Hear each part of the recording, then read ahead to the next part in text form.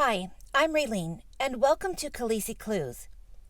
This video may contain spoilers for those who are not familiar with the current and past HBO series House of the Dragon and Game of Thrones, along with the fact that I may refer to any of the books by George R. R. Martin that pertain to his A Song of Ice and Fire storyline. In this video, I'm going to be talking about the possible clues delivered by Helaena Targaryen from the House of the Dragon series during episodes 7, 8, and 9. I have to admit, I absolutely love trying to decipher these cryptic clues that George R. R. Martin scatters throughout his story. Although you may have already figured that out since my channel name is called Khaleesi Clues. It's all about the clues, and they are everywhere. So let's begin. Helaena Targaryen has not had many lines throughout the entire season. I think it is safe to say that she may have delivered one of those key lines for the show that fans will remember for a very long time. She began by saying cryptic things in episode 7, but the scene from episode 8, when she whispered, "Beware, the beast beneath the boards," really grabbed our attention. Then, in episode 9, we hear her repeat a slightly altered version of it as she warns her mother, "There is a beast beneath the boards." Later in that same episode, we see what appears to be a beast rise out from below the boards when Princess Rhaenys makes her grand entrance on Meleys during Aegon II's crowning ceremony. Mystery has been solved, right? Helena's words literally materialized right before everyone's eyes.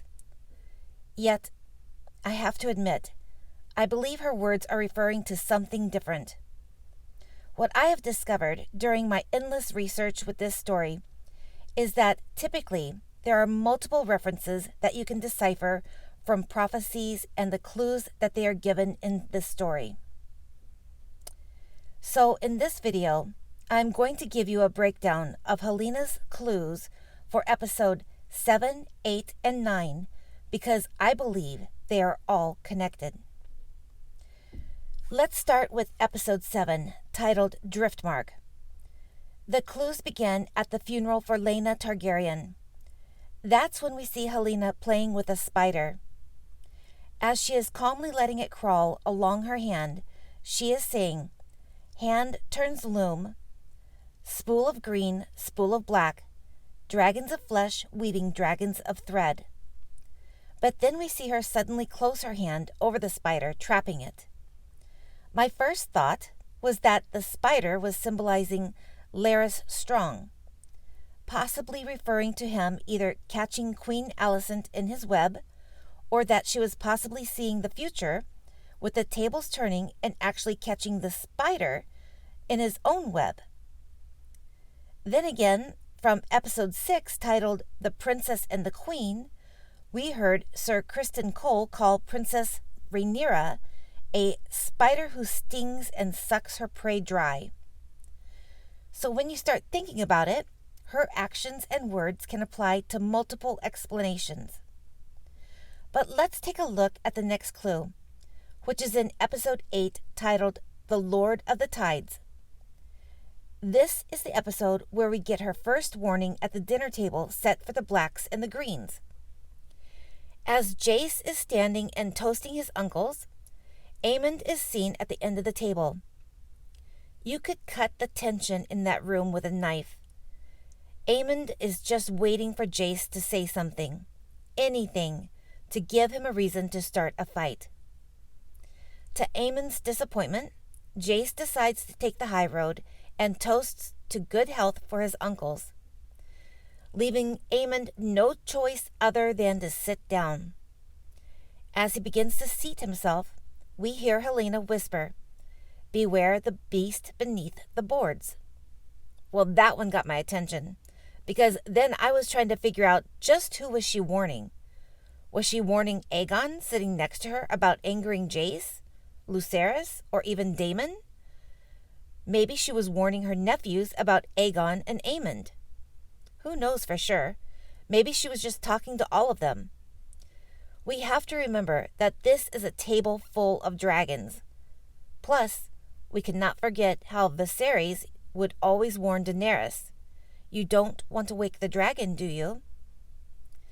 Let's keep going, though, and move on to episode 9, titled The Green Council, where we find Helaena warning Alicent, "There is a beast beneath the boards." Alicent reaches to comfort Helaena, but has her hand abruptly knocked away. Helaena composes herself as she hears footsteps, and the camera then shows that her one-eyed brother, Aemond Targaryen, has now entered the room. Well, that is definitely interesting and quite coincidental. Both times that she has said that line, "There is a beast beneath the boards," Aemond is seen standing in the distance. This is also the scene where we get a glimpse of the needlework Princess Helaena has been working on, which appears to be, at first look, an unfinished spider. At least that's a possibility, and it does tie in nicely with her spider interaction from episode 7. Well, hopefully you are ready to dive deep into the clues. I'm going to break them all down with more possible explanations that I believe actually ties all 3 episodes together. Let's start back with episode 7, picking up from where Helaena is handling the spider as she says, "Hand turns loom, spool of green, spool of black, dragons of flesh, weaving dragons of thread." All of this is a riddle, or a puzzle, or maybe a better way to say it is a game of words. The first part, hand turns loom. The word hand can refer to Otto Hightower, since his title is the Hand of the King. There is another possibility that it may be symbolic of the weirwood tree leaves, for they are described as looking like bloody hands. They have made a point to show us plenty of bloody hands throughout this entire series. My personal belief is that the leaves in the shape of bloody hands is a symbolism for betrayal. Bloody hands may also stand for someone who does the actual dirty work for another person, such as what Walder Frey does for Tywin Lannister. Walder has blood on his hands, while Tywin's hands stay clean. When I think of the weirwood tree and the bloody hand symbolism of its leaves, I always think of the children of the forest, who I believe are the minions or the bloody hands for the great other. The word turns is referring to time or a change in time, when one specific period ends and another begins. It may also reference a change in nature, state, form, or color, such as to become or turn into something different. The word loom is being used as foreshadowing an ominous or threatening event that seems as if it is about to happen.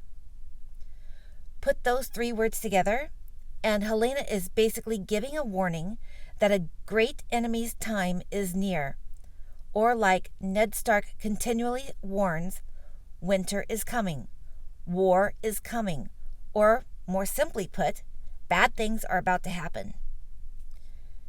Now we have the next part, spool of green, spool of black. This one I think is pretty easy. We have the 2 sides of the warring families going on, with the Hightowers being represented by the green color and the Targaryens being represented by the black color. I would also like to tie that in with my theory, in which I believe the green color is also used as symbolism for the side of those who are working for the corruption and death of mankind, which, I'm going to say it again, that is the children of the forest. In opposition, the black color is referring to the light and the living human side in the future great war that is yet to come. Now for the last part, dragons of flesh weaving dragons of thread. Dragons is a tricky word because we have at least 3 different types of dragons in this story. We have the fire-breathing dragons, the Targaryens who call themselves dragons, and we have the children of the forest who are dragons or dragonkin. I think the dragons of flesh in Helena's statement is referring to the children of the forest. They are the dragons. I think their hands being described as having sharp black claws with only 3 fingers and a thumb is a clue to this. Let me also mention here that I think when we see Alicent picking at her nails to the point that they bleed is also a clue to their possible link to the children of the forest. Alicent's bloody fingers are symbolic of bloody hands and a possible claw reference, which reminds me of the children of the forest. Now, sometimes you may hear me say, like I just did, that I believe somebody or a family may be connected to the children of the forest. I do not mean that they are specifically conversing with them. I am simply saying that they have some form of tie to the children of the forest side. My theory is based off an ancient war that started with the gods and is continually reoccurring through time. Like I said, I believe the Faceless Men, Bravos, and the ships, Littlefinger, Varys, Larys, and many more are tied to this network. There will probably even be humans that have betrayed their own kind and have sided with the children of the forest when it is all finally gets revealed. The word weaving can be a couple of things. It can be referring to the web of lies that this network of spiders that is working for the great enemy like to spin. That is what they do. It's part of their tactics to tear a divide between mankind. They turn brother against brother, sister against sister, children against their parents. There is true logic to the age-old statement, united we stand, divided we fall. The very first House of the Dragon episode even addressed this very issue. Let me quote 2 key lines from the opening scene from The Heirs of the Dragon. The narrator says, "For he knew the cold truth. The only thing that could tear down the House of the Dragon was itself."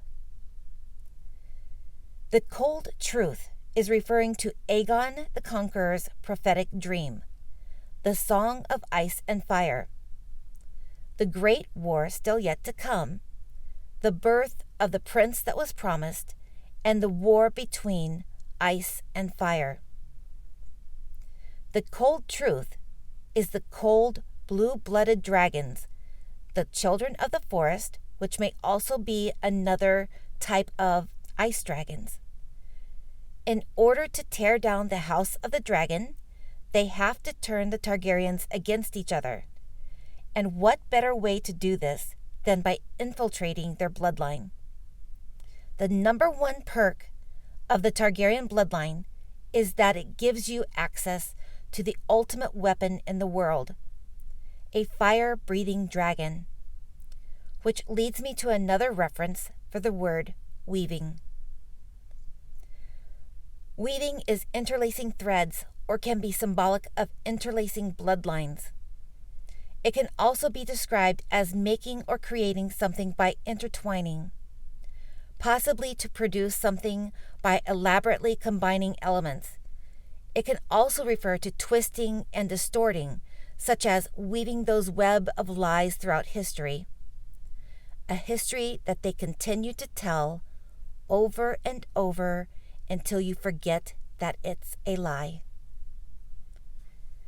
Now for the final 3 words. Dragons of thread. Once again, we are dealing with at least 3 different types of dragons for this story. Now, I believe in this case, Helaena is referring to the human dragons, such as the Targaryens, who have made dragons as their sigils.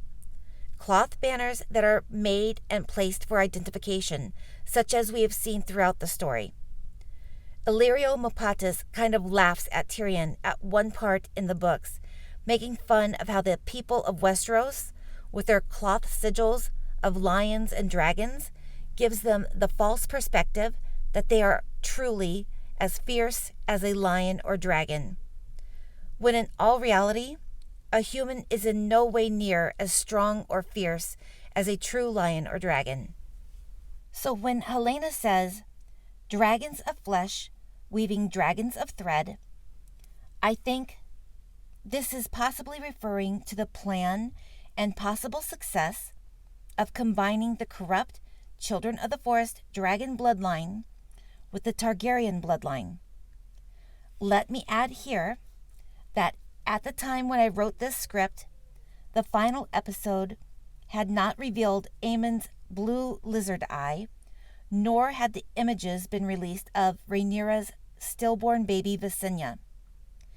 So at this present time, I'm going to say that the Children of the Forest side was successful, at least with Aemond, and we will probably find out the same, that they have been successful with Aegon. I do not believe Helaena has been corrupted with the Children of the Forest bloodline, which we may find out later in the series that she will actually be pushed out the window because of this very reason. Another clue from episode 7 was Helena's actions with the spider that she seems to be talking to and is letting crawl through her hands, ending with her suddenly catching the spider. This clue will tie in with a future clue that I will be covering later in this video. Moving on to episode 8, titled The Lord of the Tides, we will skip right to the family dinner where Helaena says, there is a beast beneath the boards. The two key words we have to concentrate on are beast and boards. Shall we play a game? Let's see how many ways I can spin this. I think the word beast in her statement is definitely referring to dragons, but like I mentioned before, we have at least 3 different types of dragons.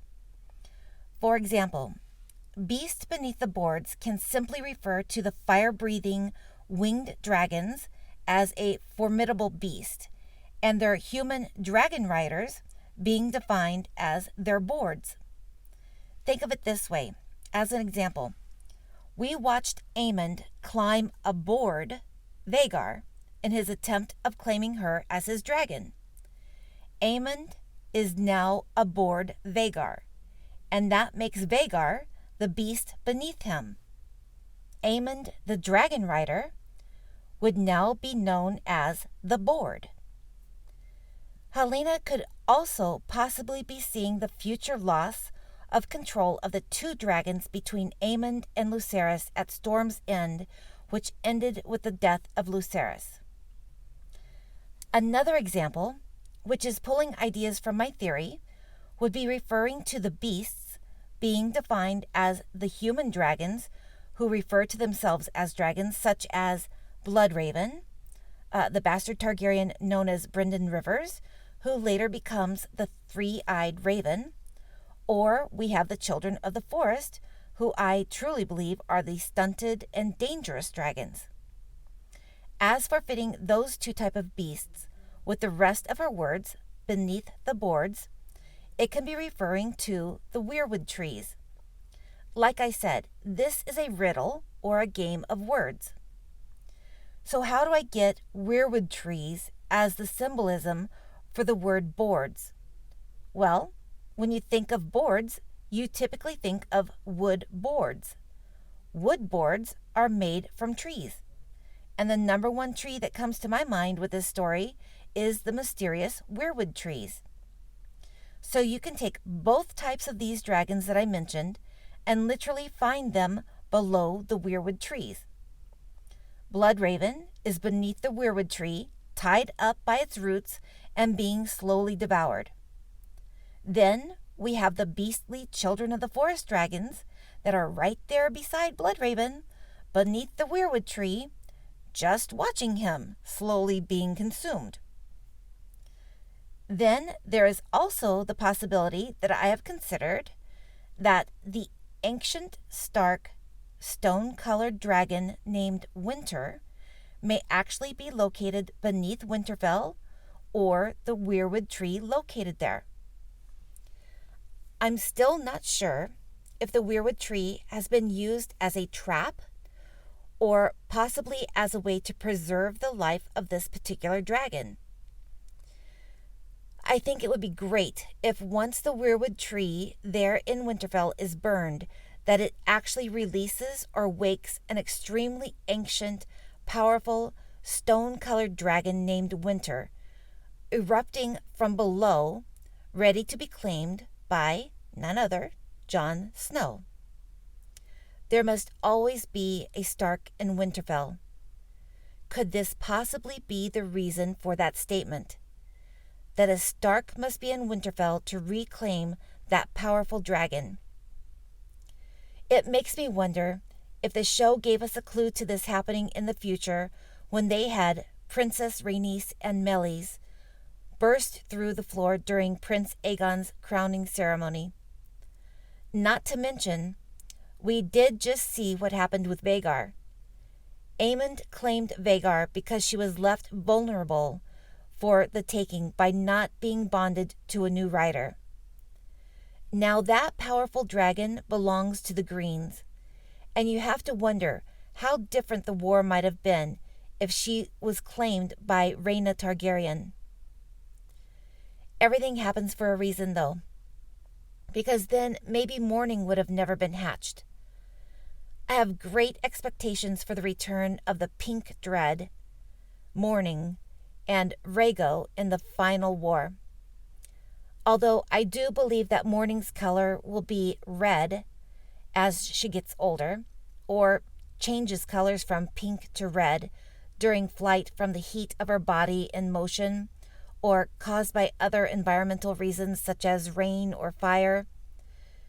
This would make her a symbolic red sword of heroes in a way.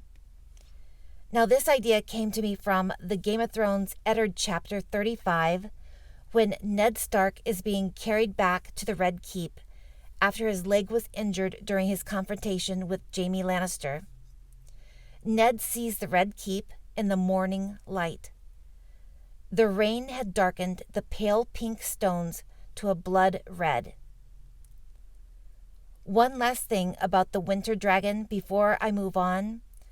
Did anyone catch what was on the handle of the cane that King Viserys used for support during episode 8 for his final walk to the Iron Throne? It was a stone-colored dragon head. We have the Stark sigil, which is a stone-colored, dragon-scaled wolf head that totally looks like a dragon. Jon Snow's sword, Longclaw, which has the white wolf's head that also totally looks like a dragon. And now King Viserys' cane with the handle of a whitish stone-colored dragon head. All of which I believe are clues to my winter dragon theory. And have I mentioned the green dragon yet? I don't believe I have. So I guess I'll mention it here because there is also a green dragon coming, and its name is Summer. That's right. Sounds familiar, huh? Bran Stark named his direwolf Summer. I'll talk more about Summer in another video.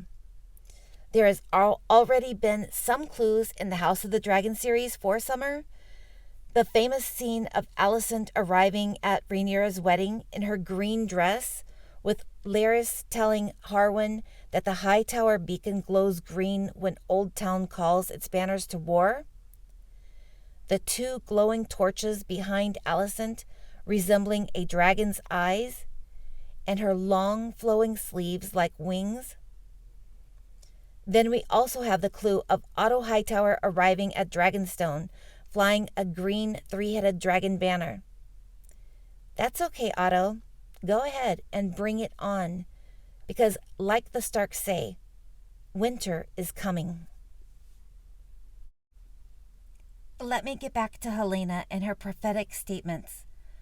I covered some of the possibilities for the beast beneath the boards, but there is still one more that I need to cover. The key word that I'm going to concentrate on is boards. There is a beast beneath the boards. Again, let's play with the words and make boards, which is spelled B-O-A-R-D-S, and spell it boards, B-O-R-E-D-S.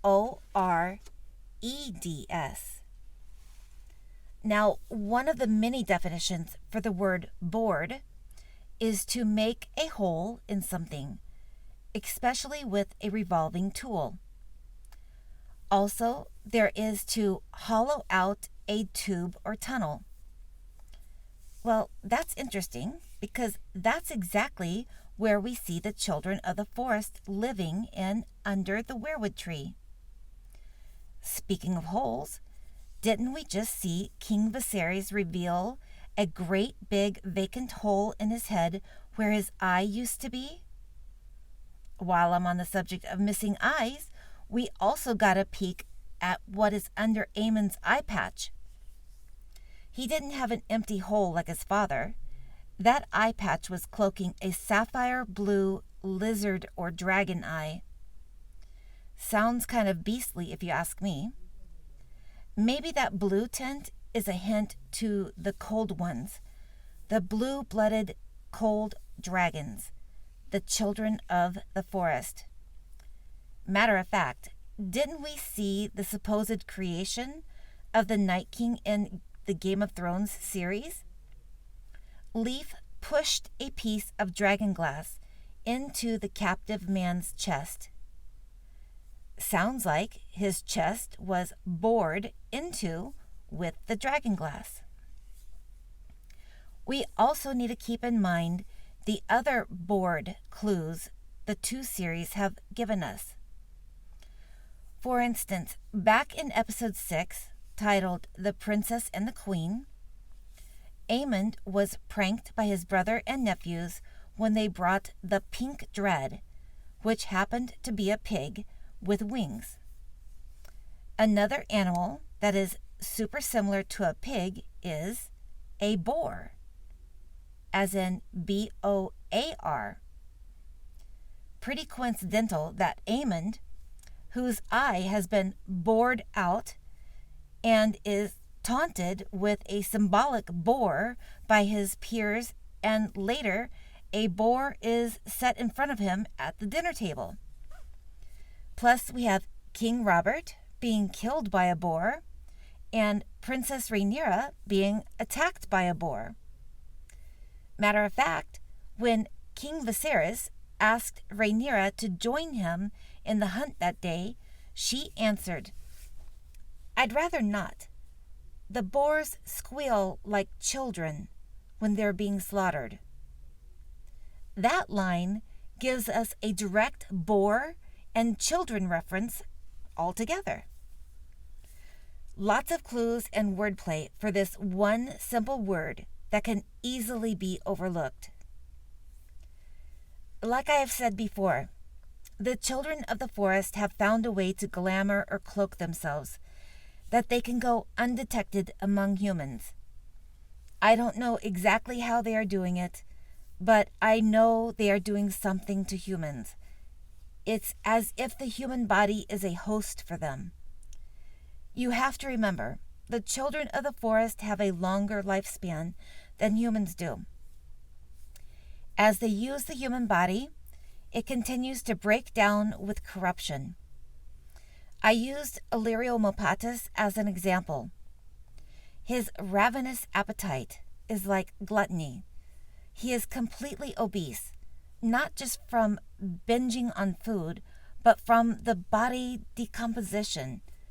The stink of corruption is gagging to Dany.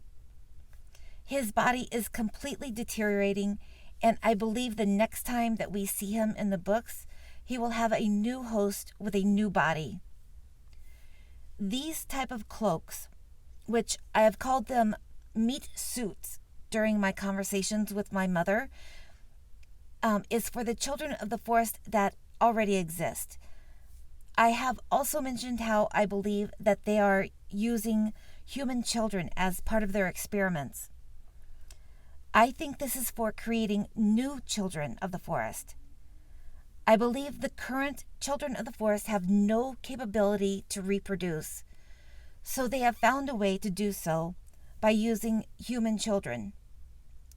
Wed them to a tree, in a sense, or, like I have shown in my wordplay, wed them to a board, a human board, as a host for their child. I have also talked about the fate of Princess Helaena Targaryen, returning to King's Landing with her body full of worms with faces or snakes with hands, as described by Septon Barth. I think this is proof of the possibility that they are weaving or combining dragons of flesh, such as an embryo of the children of the forest, which may be worm-like, into the bodies of the dragons of thread, which is the Targaryens. And if that combination happens to thrive, continuing to grow stronger within the human host, at the same time the corruption and dangerous characteristics of the children of the forest becomes more evident. Not to mention, the human child is literally a prisoner in its own body, silenced forever. No voice, no tongue in essence. Most importantly, it cloaks the children of the forest by using the Targaryen body scent and bloodline, giving a cloaked children of the forest access to the most powerful weapon in the world, a fire-breathing dragon. These dragons are the only chance mankind has against the enemy in the great war still yet to come. So let me sum up what I believe the meaning is to Helena's cryptic words, "There is a beast beneath the boards." I believe she is talking about Aemond Targaryen as the human board that has been corrupted and taken over by a very dangerous enemy. A beastly dragon of the flesh, the bloody-handed children of the forest. A literal beast beneath his skin, like a ticking time bomb waiting to explode. This is not your average child. This is a monster. You don't want to wake the dragon, do you? Now let's tie all of this together by talking about episode 9, titled The Green Council. This is the episode where we once again get a slightly altered version of Helena's warning from the previous episode. There is a beast beneath the boards. Keep in mind that in both instances she has said boards, as in plural, meaning more than one. I've already covered this statement, but there is still a few more clues in this episode. This is where we get the big clue, because as Helaena is talking with her mother, we get a good look at her needlework that she is working on, which appears to be an unfinished spider. Now hold on to that thought, because I want to tell you about how I came up with the following idea. As you can probably tell, I am a super fan when it comes to this story. It is never far from my thoughts, and I typically listen, read, or research ideas for this story every single day. I even have dreams about this story. I have noticed that some of my best ideas and theories either come from my dreams, when I can remember them, or from thoughts that come to me when I first wake up in the morning. It's really amazing, almost crazy, and I'm so glad that I began documenting all of this through my text messages to my mother, who is also a super fan for the story. So I went to bed on October 19th with the half-hearted belief that Helaena was stitching a red and black spider. As I slept, I remember dreaming of the episode playing in my head, and it seemed as if it was right before I woke up on October 20th. And the very first thing that came to my mind was, it's a wasp. Knowing now how my mind works, I followed through with it and stopped searching for black and red spiders, and my search began for black and red wasps. Lo and behold, I found exactly what I was looking for. She's not just stitching your average, everyday black wasp that we see flying around outside. She is making what I believe they call a spider wasp. I have a couple of images of this particular wasp. As you can see, it is red and black, just like the colors Helaena has used. It has 6 legs and 2 antennas, which may be why that left front line on Helena's needlework looks straight rather than curved like a leg. Now let me tell you what this special wasp does. A spider wasp will sting and inject venom into the spider in order to paralyze it. Then it will drag the spider to an underground burrow. The wasp will then deposit a single egg inside the disabled spider. When the developing larvae hatches inside the spider, it will feed upon its living host until the final stage of development, whereupon the host is finally killed. Then we have the color combination of the spider wasp images that I've shown, which match up with the colors of Helena's needlework design. And I'm not sure if I mentioned the point on the end of the red body of her design, which is also like the wasp's body because of its stinger. Now, hopefully you all understand where I'm going with all of this wasp talk, that everyone watching this video can see the possible connection and symbolism of the spider wasp to what I have been hinting or suspecting that the children of forest are actually doing to humans.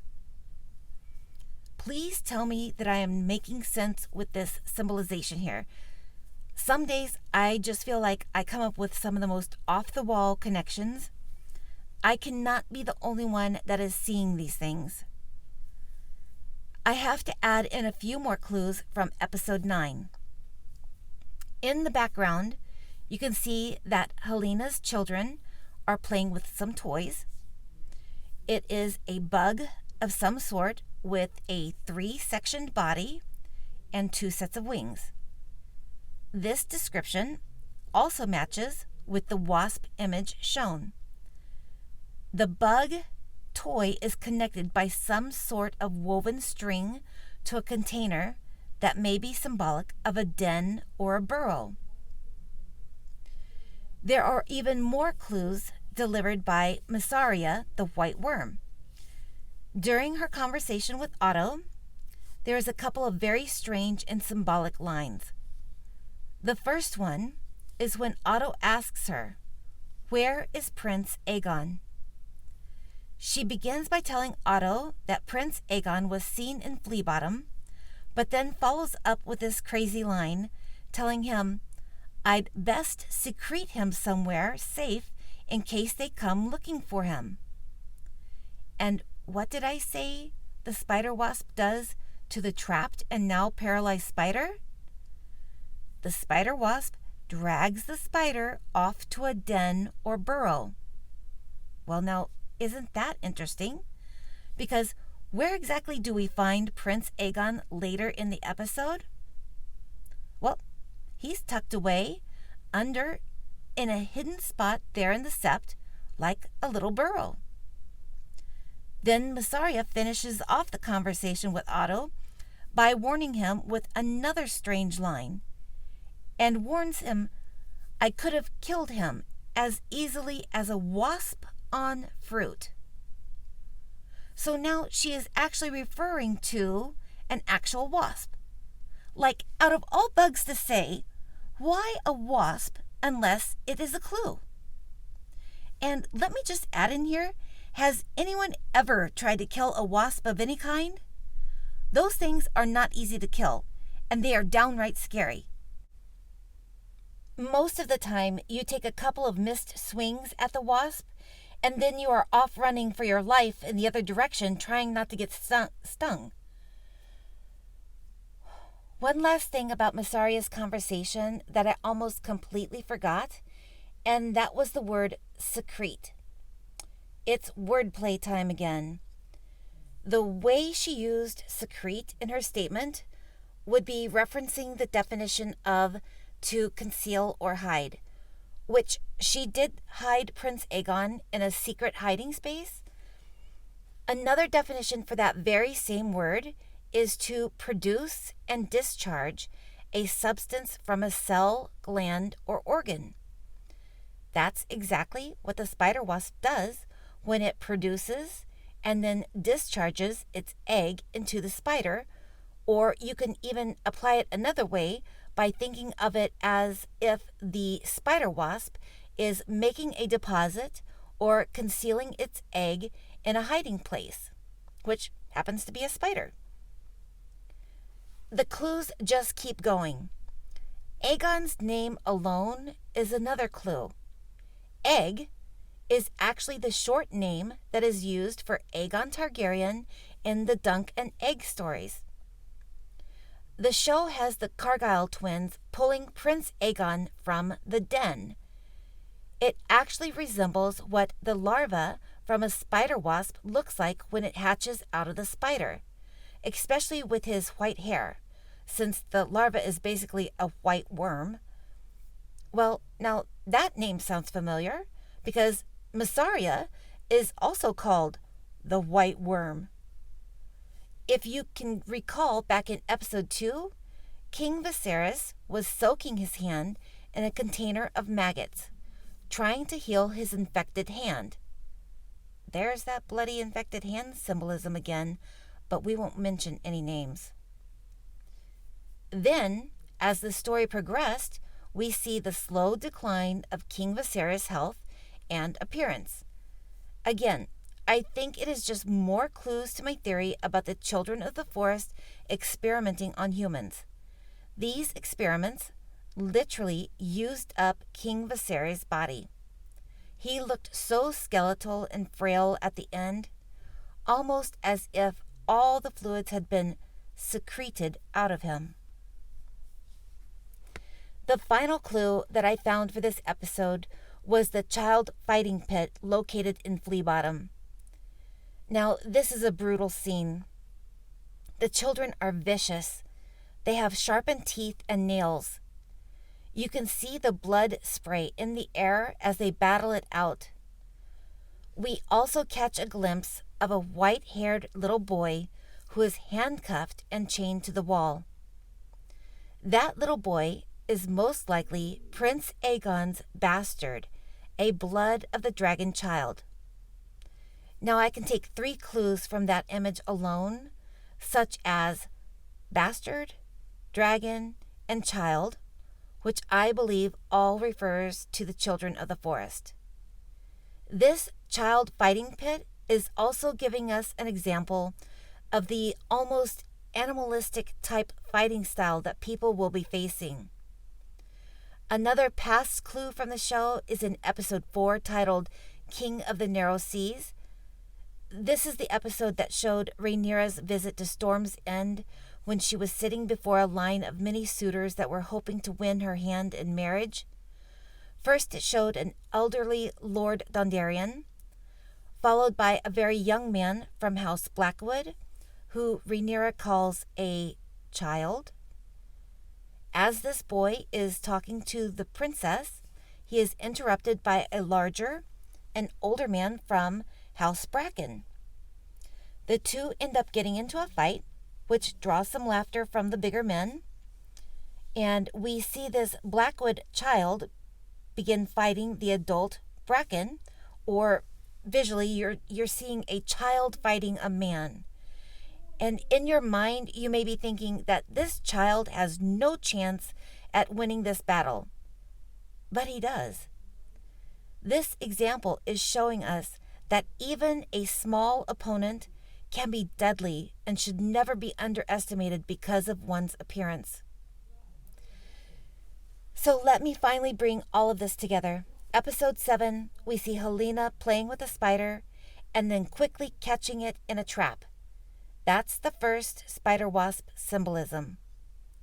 Her cryptic words during this episode are hand turns loom, spool of green, spool of black, dragons of flesh weaving dragons of thread. These words, I believe, is her saying that the war with the children of the forest is coming. A war between the green side, full of corruption and death, against the black side, fighting for the light and the living. The children of the forest, as dragons of flesh, are using the human dragons of thread by weaving or combining the two together, like the spider wasp deposits her egg inside the spider. The word wasp also has a Latin root connection to the word weave, from the web-like form of a wasp's nest.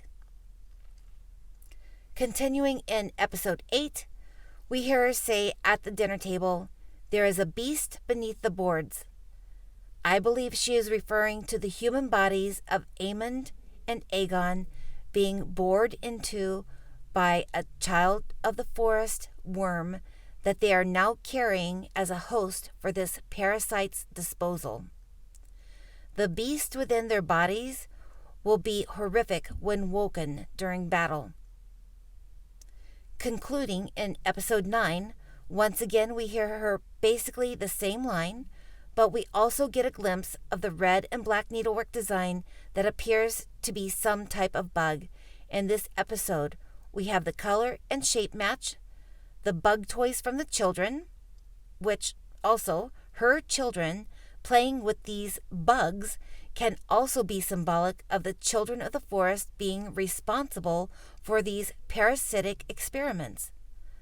Plus, add in all the other clues I found from Mazaria with wasp references. Well, that finally wraps up all of the clues for this video. Let me know in the comments what you all think. Is it a spider or is it a spider wasp? Hopefully I have provided enough clues to convince at least some of you, because I definitely think it is a spider wasp. I still have many more videos to make that I will be continuing to work on. I have more clues for Daemon Targaryen that I am really excited to get out. I hope you all have enjoyed this video. Please make sure to show your support by subscribing to my channel and hit the like button. I love hearing from everyone, so please leave me a comment. And I hope everyone is having a wonderful day.